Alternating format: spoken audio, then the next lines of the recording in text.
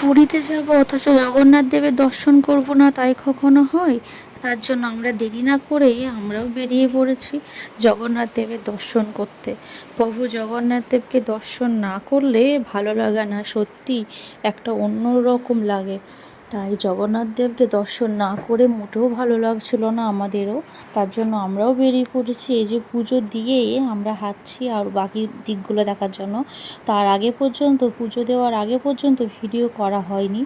আর মন্দিরের ভিতরে তো, ওখানে তো ফোন অ্যালাউ নেই, তো বাইরে এসে আবার ফোন যেখানে জমা দিয়েছিলাম সেখান থেকে ফোনটা নিয়েই আবার ভিডিও করতে শুরু করেছি আমি।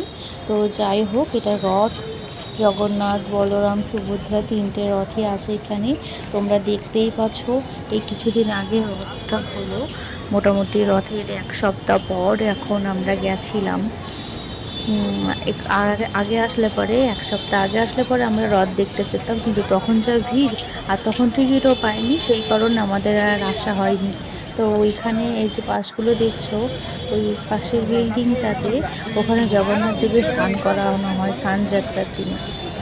যাই হোক, জগন্নাথ দেবের রথটাও আমরা দেখলাম, রথগুলো সব বাইরেই ছিল। তো আমাদের রথ দেখার সৌভাগ্যটাও হলো, ভগবান চান যে আমরা রথগুলো দেখি, তার জন্যই হয়তো ছিল।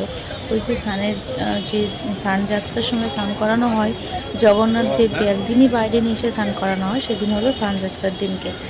জগন্নাথের স্নানযাত্রা যেদিনকে হয় সেই দিনটাতেই স্নান করানো হয়।